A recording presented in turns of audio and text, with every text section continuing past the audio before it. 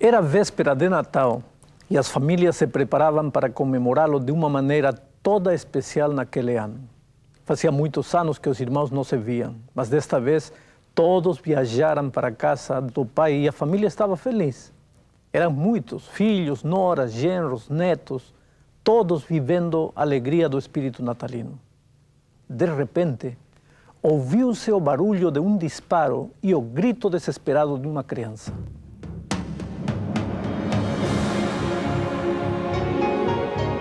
Ele permaneceu através dos tempos. O livro de Deus, a Bíblia. Indispensável em nosso mundo complexo. Está escrito, transmitindo esperança ao redor do mundo. Apresentado por Alejandro Bulhon. Hoje, por que os inocentes sofrem? Quando os familiares entraram no quarto, viram um quadro horroroso. Felipe estava no chão com o rosto completamente ensanguentado. Ele faria 9 anos no mês seguinte. Seu primo e melhor amigo, Luiz, gritava tomado pelo pânico em frente ao guarda-roupa onde o pai guardava o revólver calibre 38 cheio de munição. Nenhum adulto viu o momento em que a arma disparou. As duas crianças brincavam de polícia, índio, bandido, super-herói, quando a tragédia aconteceu. Sabe, esse foi o início de um Natal que ninguém da família poderá esquecer. A mãe de Felipe chorava aos prantos. Por que, Senhor? Por que teve que ser meu filho? Sabe, o ser humano de nossos dias não consegue tirar do inconsciente essa pergunta terrível. Todos nós carregamos os nossos porquês. O sofrimento não tem explicação aparente, mas dói, perturba e não nos deixa ser felizes. Como posso comer em paz quando há no mundo milhões de crianças que perecem de fome? Como desfrutar do calor de um cobertor no inverno, quando tem gente morrendo de frio nas ruas das grandes cidades? Não existe um Deus de amor? Por que então existe tanto sofrimento? No capítulo 6 de Apocalipse, ao abrir-se o 5º selo, João vê pessoas cansadas de sofrer. Elas perguntam o que está registrado em Apocalipse capítulo 6, versículo 10, e diz assim: Até quando, ó soberano Senhor, santo e verdadeiro, não julgas nem vingas o nosso sangue dos que habitam sobre a terra? Essas pessoas são um símbolo de todos os que sofrem nesta terra. E sofrem, às vezes, sem motivo aparente. Se você olhar para o mundo, perceberá que existe muita injustiça. O mal parece triunfar sobre o bem. A pessoa honesta é considerada boba, enquanto o desonesto é tido como esperto. Por isso, até o profeta Abacuque perguntou um dia. Veja o que diz Abacuque, capítulo 1, verso 13. Por que, pois, toleras os que procedem perfidamente e te calas quando o perverso devora aquele que é mais justo do que ele? Sabe, meu amigo, a injustiça e o sofrimento dos inocentes revolta, mas é preciso entender este assunto no contexto do livro de Apocalipse. Em primeiro lugar, Deus não é autor do sofrimento. Nenhuma tragédia nasce na mente divina. A morte, a doença, a traição, a injustiça, as enchentes, secas, terremotos, furacões, enfim, tudo aquilo que traz dor ao ser humano tem origem na mente e no coração do inimigo de Deus. Vejamos o que está escrito em Jeremias, capítulo 29, verso 11. Diz assim: Eu é que sei que pensamentos tenho a vosso respeito, diz o Senhor. Pensamentos de paz e não de mal. A Bíblia é clara ao declarar em Gênesis 1:31 que este mundo saiu das mãos de Deus como um mundo perfeito.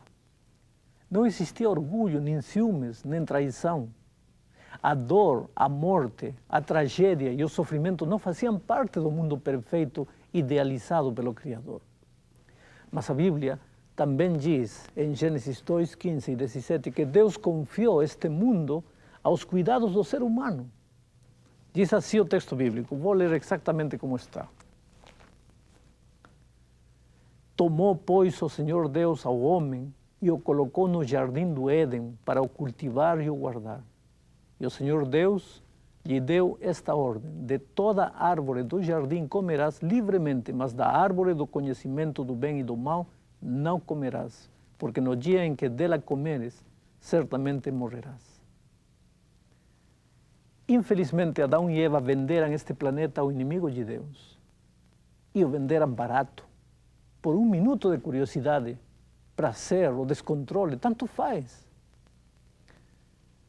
O interessante e o que realmente importa é que o venderam, e o venderam barato demais. Às vezes pensamos, como é que Adão e Eva foram tão incautos de trocar um mundo tão belo e perfeito por um minuto de aventura? A realidade, querido, é que não foram só eles. Fomos nós, você e eu, todos os seres humanos. Porque ainda hoje continuamos fazendo a mesma troca. O homem arruína a família por um minuto de curiosidade. Estraga seu futuro por causa de uma aventura. Vende seus valores, seus princípios e até o próprio respeito. Ah, ser humano incoerente que não valoriza o que tem, que só percebe o quanto perde depois que o perdeu, que busca desesperadamente a morte quando Deus lhe confiou a vida. E sabe, depois do pecado, o diabo colocou ciúmes, inveja, egoísmo, exploração, morte, dor, as enfermidades, furacões, terremotos, enchentes, secas, enfim, tudo aquilo que traz sofrimento e desgraça ao ser humano. A única motivação dele é fazer sofrer a criatura. Porque sabe que por trás da criatura está o Criador. O diabo é o arqui-inimigo de Deus, mas sabe que na luta corpo a corpo está perdido. Já foi expulso uma vez dos céus. Portanto, a melhor maneira de fazer o pai sofrer é provocando dor nos seus filhos. Por outro lado, Satanás quer desvirtuar o caráter de Deus. Esse é o seu grande objetivo. E sabe que finalmente a criatura atribuirá todos os motivos de sofrimento ao Criador. Porventura, não se perguntou você alguma vez por que Deus permite que crianças indefesas morram de fome enquanto os adultos brigam? Não se perguntou você por que Deus permite que crianças inocentes nasçam defeituosas? Ah, querido, Deus não é autor dessas tragédias, mas o ser humano atribui a ele inconscientemente. E aí o inimigo conseguiu o que queria: apresentar a imagem de um Deus mau e arbitrário. Surge então uma pergunta: não é Deus mais poderoso do que o diabo? Não pode ele impedir que o sofrimento toque nossa vida? Claro que pode. Mas já dissemos que Adão e Eva passaram o título de propriedade deste mundo ao inimigo. E Satanás agora sente-se dono, tão dono que quando Jesus esteve aqui, teve a ousadia de mostrar-lhe todos os reinos do mundo e a glória deles e dizer o que está registrado em Marcos 4, verso 9. Tudo isto te darei, se prostrado me adorares. O diabo, querido, não é dono de nada. Ele é um ser criado como qualquer outra criatura, mas acha-se no direito de sentir-se dono do mundo e colocar dor e tristeza naquilo que ele considera sua propriedade. Foi por isso que Deus nunca prometeu que seus filhos não sofreriam neste mundo. Analisemos os seguintes casos, por exemplo. Um dia, Lázaro, amigo de Jesus, estava enfermo. E as irmãs de Lázaro enviaram mensageiros com o seguinte recado: Senhor, está enfermo aquele a quem tu amas. Isso está em João 11:3. Quer dizer que aqueles a quem Jesus ama também podem ficar enfermos? O que você acha? Mas a história bíblica diz mais. Ela afirma, no relato do livro de João, capítulo 11, versículo 32, que Lázaro morreu, e então Maria reclamou dizendo: Senhor, se estiveras aqui, meu irmão não teria morrido. Maria era o típico ser humano que acha que ter Jesus na vida constitui-se como uma espécie de seguro de vida. Agora tem outro caso mais que quero analisar. O salmista Davi escreveu, entre outros, o Salmo 23, que é considerado o Salmo de Ouro. Neste salmo, Davi expressa sua confiança no Senhor, como seu grande pastor. Mas, apesar disso, ele declara no verso 4, ainda que eu ande pelo vale da sombra da morte, não temerei mal nenhum, porque tu estarás comigo.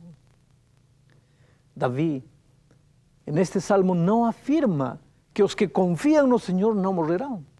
Ele diz que aqueles cujo pastor é o Senhor nunca estarão sós. No meio da escuridão, das trevas, eles terão a companhia do pastor. O pastor sempre os acompanhará. Em outra ocasião, Jesus estava com os seus discípulos no alto mar quando sobreveio uma tempestade. A noite ficou escura, os ventos sopravam contra, os trovões e relâmpagos ameaçavam. E Mateus capítulo 8, versículo 24 diz que o barco era varrido pelas ondas. A pergunta é, onde estava Jesus naquele momento? Ali, no barco. Mas, apesar disso, dava a impressão de que o barco ia afundar. Quer dizer, querido, que quando Jesus está presente na sua vida, pode haver momentos temerosos, tormentosos. Claro que pode. Só que a embarcação não afunda, porque até os ventos e o mar lhe obedecem. Existe outro salmo extraordinário na Bíblia. É o Salmo 46. Nesse salmo, o autor bíblico afirma o seguinte: Deus é o nosso refúgio e fortaleza, socorro bem presente nas tribulações. Salmo 46:1. Agora, perceba a promessa. Aqui não diz que os filhos de Deus não terão tribulações.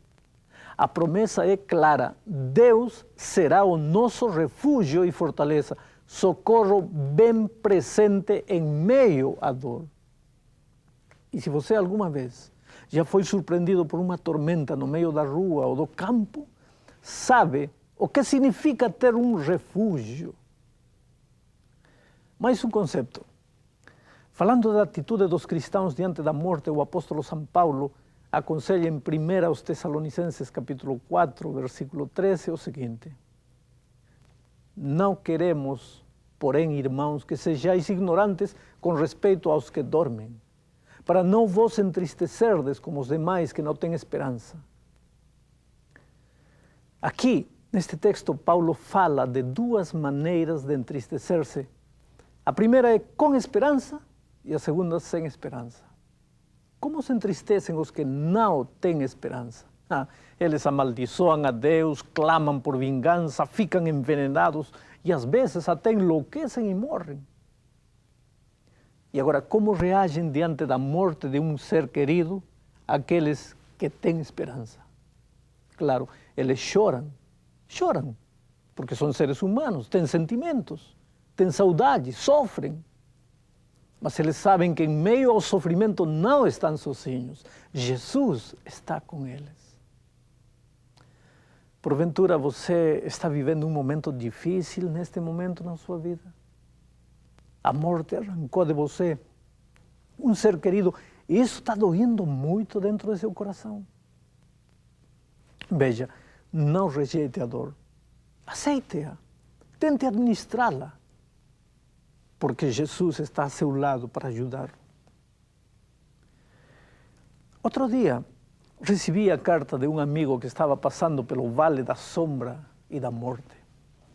Tudo estava escuro ao seu redor. e ele não enxergava nenhuma saída para seu problema. Na carta, ele relatava todo o drama que estava vivendo e no final dizia assim: o que mais me dói não são as tribulações que estou enfrentando, mas a minha maneira de reagir diante delas. Eu acho que como cristão deveria alegrar-me com as provações e sofrimentos, mas eu não consigo alegrar-me e sinto que nunca fui um bom cristão. Querido, eu não sei se alguma vez você experimentou esse mesmo sentimento. Então, permita-me dizer-lhe algo. Sabe quem é que se alegra e até desfruta do sofrimento? O masoquista. Porque tem um desvio de personalidade, mas não o cristão. Nenhum ser humano normal buscará nem se alegrará ou desfrutará da dor. Sabe por quê? Porque a dor e o sofrimento são experiências intrusas na existência humana. Deus não nos criou para sofrer. Ele nos criou para ser eternamente felizes. Cardos e espinhos, dor, enfermidade e morte são consequências da entrada do pecado a este mundo. Portanto, nunca encaixarão confortavelmente na experiência humana. Sempre estarão molestando. Podemos conviver com tudo isso, claro, mas sempre será desconfortável. O conselho bíblico é que devemos regozijar-nos em meio à dor e não por causa da dor. Ou seja, é possível para o cristão conviver vitoriosamente com o sofrimento por causa da presença de Jesus na sua vida. Os seres humanos, simbolizados no capítulo 6 de Apocalipse, verso 9, perguntam: até quando, ó soberano Senhor, santo e verdadeiro, não julgas nem vingas o nosso sangue dos que habitam sobre a terra? Aquelas pessoas tinham morrido um dia. E tinham morrido, segundo o Apocalipse, por causa da palavra de Deus e por causa do testemunho que sustentavam. Isso está registrado em Apocalipse 6, 9. Você pode perceber que, embora eles tivessem sido cristãos vitoriosos, ao ponto de morrer por Cristo, eles nunca aceitaram o sofrimento como algo normal. E mais ainda, eles achavam que tinha chegado o momento de pôr fim à história do pecado. Agora, querido, lembra-se da acusação de Lúcifer no céu? Ele colocou em tela de juízo o caráter divino. Ele acusou o Criador de não querer a felicidade da criatura humana. Naquele momento, Deus podia ter destruído o inimigo ali mesmo, mas teria ficado para sempre a interrogação: será que ele tinha razão ou não? Portanto, era preciso que o tempo transcorresse, que a história do mal e do sofrimento seguisse seu curso. E hoje, a humanidade pode ver as acusações do inimigo e ver que ele não tinha razão. Olhe a dor à sua volta. Observe até os seus seres mais próximos sofrendo. Vá ao outro lado do mundo, veja as crianças morrendo de fome, exploradas e abusadas. E me responda: você acha que deve a história do mal continuar? Deve Deus permitir que o inimigo continue com sua obra perniciosa e egoísta? Egoísmo. Esta é a palavra certa para tentar compreender as motivações do diabo ao provocar sofrimento no ser humano. Ele nos faz sofrer pelo puro prazer de ver o sofrimento. Ele causa dor para destruir, mas Deus, em seu infinito amor, toma esse sofrimento que saiu da mente do inimigo para destruir e o transforma num instrumento de edificação. Assim como o ouro entra no fogo, mas não se queima como a madeira. Pelo contrário, ele sai mais purificado. O diamante bruto é colocado sobre o esmeril e não desaparece como a pedra comum. Ao contrário, sai transformado num diamante valioso de facetas luminosas. E, querido, se você confiar no Senhor Jesus, então você é ouro e pedra preciosa. O sofrimento pode vir, mas não será capaz de destruí-lo. Você sairá vitorioso, puro como ouro e brilhante como o diamante. Por isso, abra seu coração aí para Jesus agora, neste momento. Eu te seguirei, Jesus. Eu te seguirei, Senhor. Mesmo que eu enfrente sofrimento, eu te seguirei, Jesus. Tu mudaste toda a minha vida. Fui gerada em novo nascimento. Onde posso ir se não for contigo? Tu és meu Senhor e Rei. Eu te seguirei, Jesus. Eu te seguirei, Senhor. Mesmo que eu enfrente sofrimento, eu te seguirei, Jesus. Tudo que não quero, isso faço. Não existe bem nenhum em mim. Como conseguir ser vitoriosa só por teu poder, meu Deus.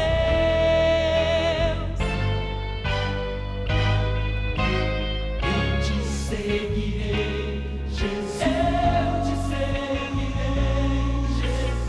Eu te seguirei, Senhor. Mesmo que eu enfrente sofrimento, eu te seguirei, eu te seguirei, eu te seguirei, Senhor.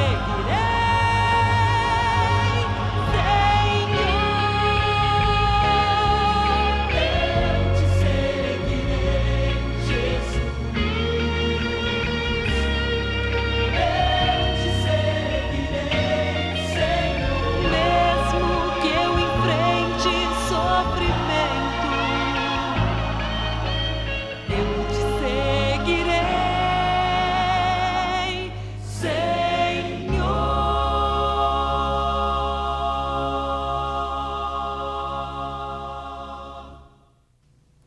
Obrigado. Vamos orar. Oh, querido Pai, neste mundo nunca vamos aceitar a dor simplesmente porque o ser humano não foi criado para sofrer. Contudo, ajuda-nos a administrar a realidade dolorosa do mal. Quer dizer, ajuda-nos a enfrentá-lo com a presença, a companhia do Senhor Jesus Cristo em nosso coração. Neste momento, abençoa milhares de pessoas que estão talvez passando pelo vale da dor, do sofrimento, que tenham a certeza do braço poderoso de Jesus com eles. Em nome de Jesus. Amém.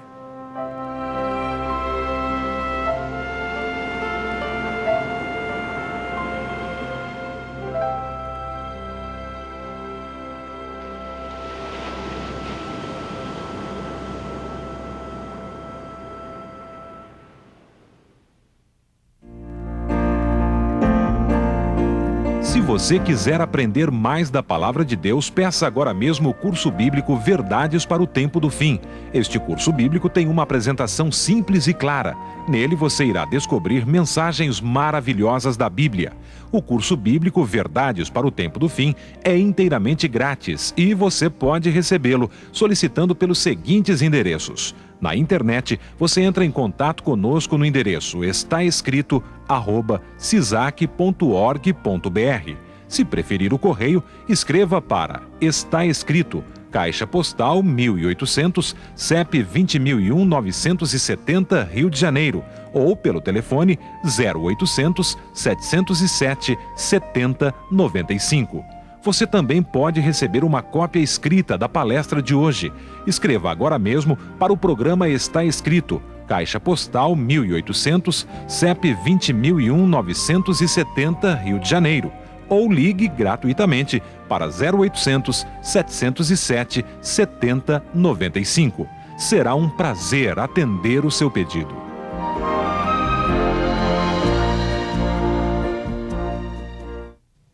E agora, queridos, chegou o momento de dizer até logo a todos.